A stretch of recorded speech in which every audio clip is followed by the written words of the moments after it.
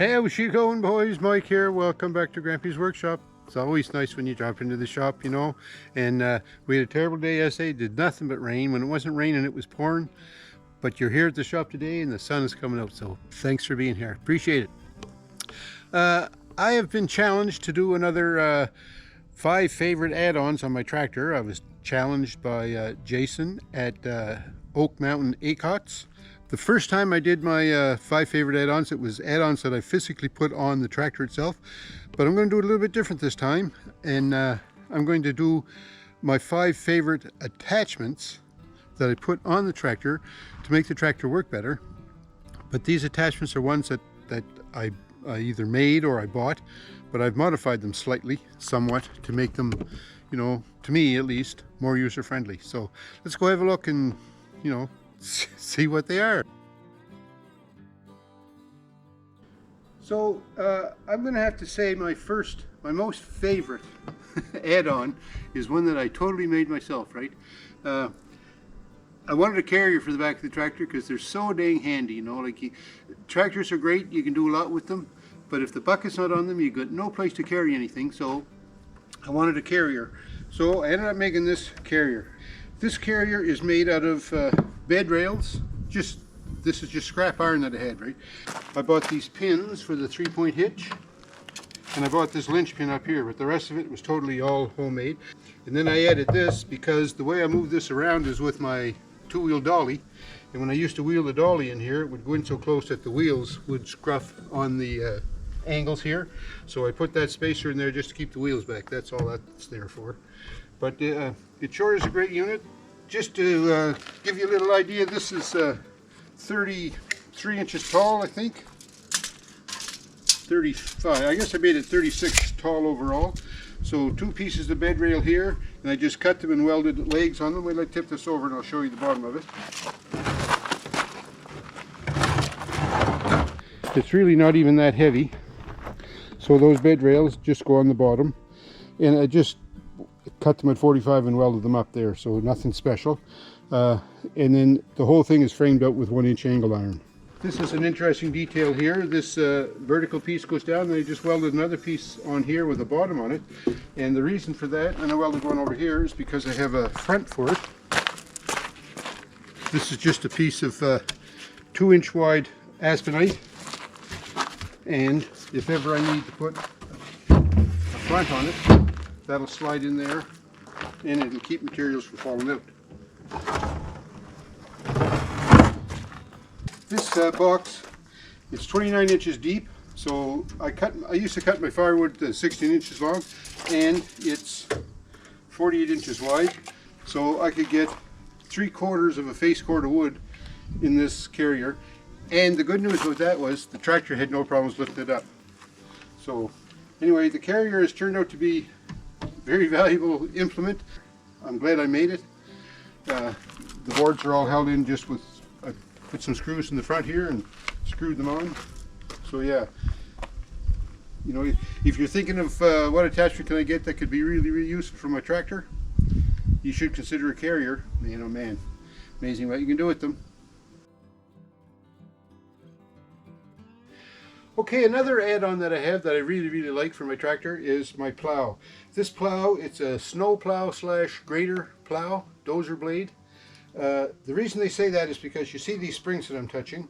This plow pivots on an axle right here, so that if you're plowing in the wintertime, it's hard to see what's under all the snow. If you hit a rock, whatever, the blade is designed so that it'll just fold down, and hopefully, without jarring you too much, it'll skip over top of whatever it is you hit. But anyways, so yeah, that's nice that the plow dumps. One thing that's added is this ear here. There's another one that goes on this side. It's I have it in the shop right now. But what you do with those is they're just on a pin. So you pull the R clip, take the pin, you move it down below here, put it back in, put the pin back in, lock her up. Now that pin is down over these ears right here, and that prevents the blade from dumping over. So you can now use it as a dozer blade, and it'll push without dumping the load off. So it's a Massey Ferguson 2340. I bought this when I bought the tractor. It's the heavy duty version. Also, it has adjustable skid feet on it here. You can adjust the height, And those are some handy too in the wintertime when you're plowing, because especially where everything we have out here is gravel, I set those so that the blade is about an inch off the grade, and then you know, I'm not plowing all my gravel into the ditch. I'm just plowing snow. Trouble is though, those pads on the bottom of the feet, they're consumable. They're meant to wear away as you grade and plow, and I have to build those up with weld every once in a while. The way this goes on the tractor is with this unit right here. This is a quick, they call it a quick attach or quick hitch, I think they call it. That just hangs off the front bumper on the tractor. And then this is a sort of like a tongue, and that tongue slides in here, and then there's a locking mechanism that holds everything in place. Also, this blade, when I first got it, this cylinder, this black cylinder, was here where the red one was, and it would raise and lower, and you connect that into the front hydraulics on your tractor for your bucket. You take the bucket off, of course, put this on, so when you raise the bucket, you would raise the plow. Now, when you lower the bucket, you'd lower the blade. And also there was a float position for the blade, and that's really, really handy in the winter time when you're plowing snow. You put it in float, and then the blade just sort of, you know, glides over the undulations in the road, ice and whatnot. So that was nice that way. Whenever I wanted to angle the blade, I'd have to get out of the tractor and angle it and put a pin back in here to hold it in place. It wasn't movable, and I did that for a lot of years, but then finally Nanny took pity on me and she said, Mike, go on out and buy yourself a cylinder to angle the blade. So that's what I did. That's where this red cylinder came from. I bought that at Prince's Auto. This is a 6-inch stroke. This was 5-inch. That was the difference. 6-inch stroke, 1-inch bore. So I put that on there, and I had to kind of cobble up some attachments there and gear that up so that it would fit, but it works all right. So now I have this one to raise and lower the blade, and this one to angle the blade. And the way you angle the blade is with the curl function that was on the bucket. You know, you curl and move it to the left. If you dump, moves it to the right. So that worked good. That was my modification I made in this one. I added the angle, the power angle, the hydraulic angle feature to it. So it's a good unit. I like it. It's plowed a lot of snow. Good attachment. If you're thinking, you know, you're getting a tractor, you're thinking what attachments can I put on it? I'd say a blade like this, a dual purpose snow blade and a dozer blade. Some handy to have. So while I'm in the shelter here, I have one other attachment that is in my list of favorites as well. I use this most all the time, all winter, my snow blower. It's a Meteor made by M.K. Martin. It's a 2-stage blower that goes on the rear of the tractor. It connects to the 3-point hitch and the PTO. And my tractor is a 23 horsepower subcompact Massey Ferguson GC 2300. She's a machine, I have to tell you that. I've never plowed snow with this that the tractor had a problem with. Ice, every once in a while it would get into ice or heavy wet snow, clog down, but for most snow this thing just blows it away like butter. And here's a little story. You can believe me if you want, or you don't have to. I was blowing snow with this one time, and the snow was a foot above the chute. I'd plow, blow in underneath it, back out, let it fall down, then go in and blow it away again. But it was a foot over the chute. It was out on our road here one winter. We had heck of a storm, but anyway, yeah, and it blew it, no problems whatsoever. It's 50 inches wide, and the chute height is, see if I get a measurement on this, the chute height is, we'll say 24 inches. The auger diameter is about 15 inches. The impeller opening here is 21 inches, and it's 6 inches deep, 5 inches of snow collection, I think, is all that's on those. Let me see, these veins are 4.5 inches. So, all right, and it rotates clockwise, looking at it this way, and blows the snow out through the chute. And the chute opening it's about 6 inches square.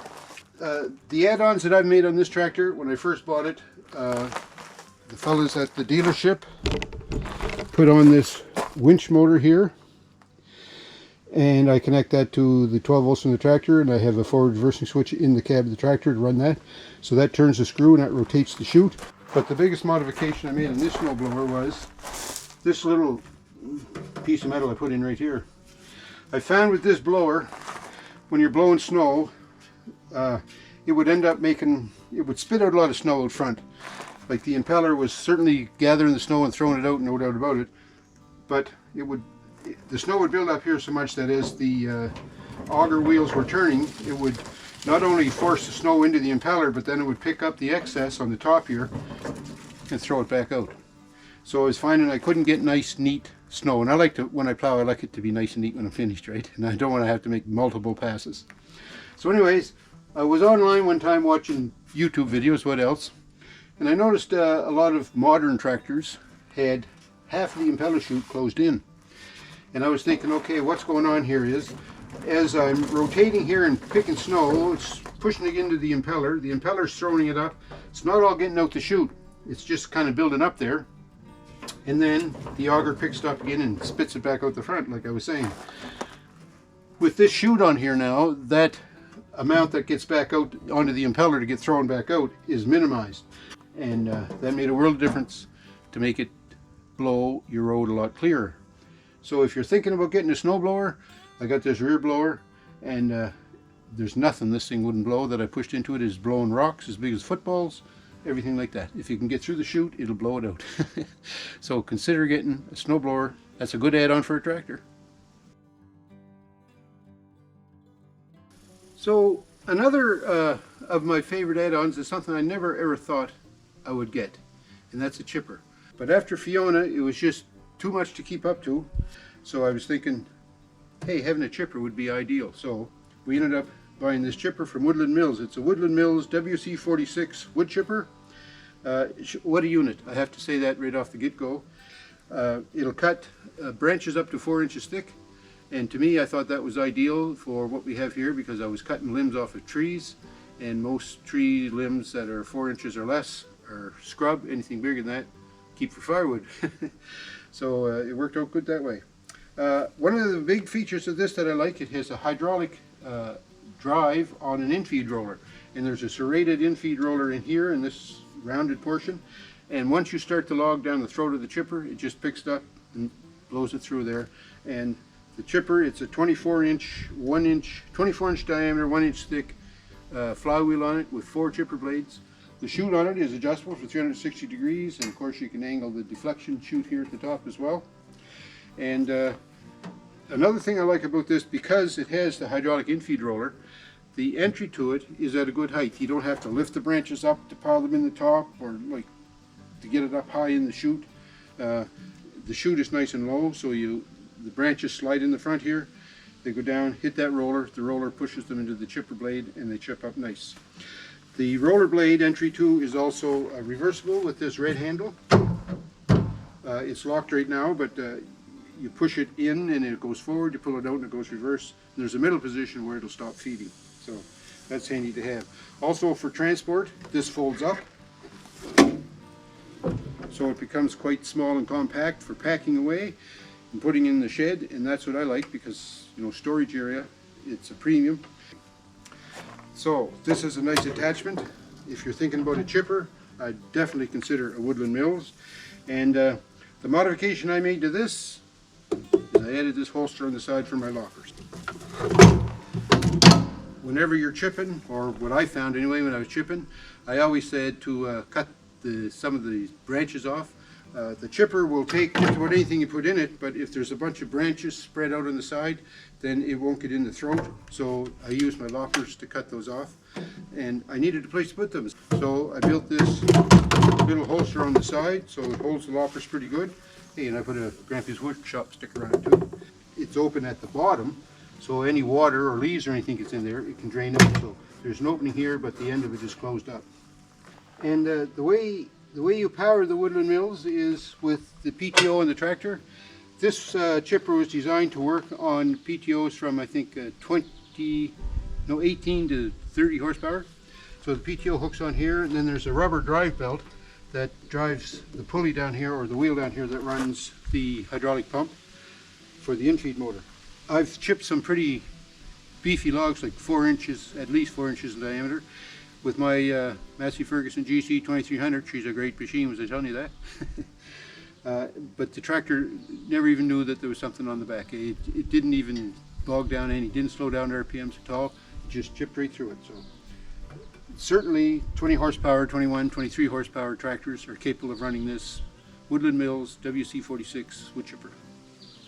Probably not going to get as much use as my other attachments, but when you need to chip something, it's certainly going to be handy to have a chipper, and it's worth considering for an attachment for your tractor. Alright, now this attachment is probably pretty handy to have. This is my back blade. After Fiona, I had a need to pull a bunch of logs, and I was just going to hook onto them, you know, with a chain and pull them out using the tractor. Tractor pulled them back and forth. But anybody who's been to the woods to get logs knows that that's kind of a pain. So I had this winch. It's just a light winch. It's a 2,000-pound winch. But I bolted on to this stabilizer bar here on my 3-point hitch, and I put Dyneema cord on it rather than steel wire, because I was afraid the steel wire would break and spring back. They're notorious for doing that.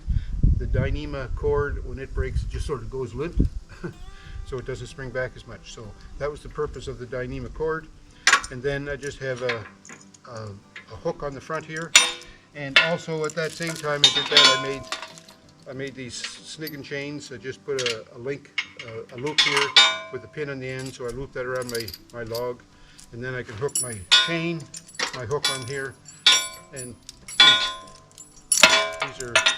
these are choker chains, and they hook on the log pretty good, and I'm able to haul the logs with them. So I only made one choker because it's only a lightweight winch, so I didn't want to overload the winch. But with the pull one log at a time, worked out all right. And the way the winch is positioned here, I could pull the log straight up tight against the blade, and then I can raise the 3-point lift up, and it raises the front ends of the logs up off the grade, so that when I'm hauling them, they're not digging in. So that was working good.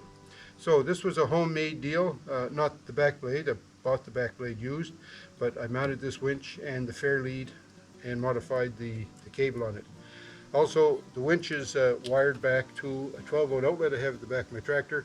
So if you're thinking, you know, you might have to pull some logs, logging winches are some handy, but if you check the price of them, they're pretty expensive. I think I paid $100 for this winch, $35 for the fair lead, maybe $5 for the hook. There you go. Got myself a logging winch. All right, there's 5 of my most favorite add-ons for the tractor that I've personally made or modified. So how do you like that? Thanks, Jason, for the invite for the challenge. I appreciate it. I'd like to challenge someone too for tractor attachments, and that's Steve Robb. I don't think he's been challenged yet. And also I'd like to challenge John from Louisiana Tractor Works and Projects. John has got a nice little Massey Ferguson down there too. So let's see what you fellas have, boys, if you get to see this video and get to accept the challenge. So thanks for watching. Sure hope you enjoyed my Massey Ferguson GC 2300 watt machine and my 5 add-ons that I've either made or modified. We'll talk to you soon.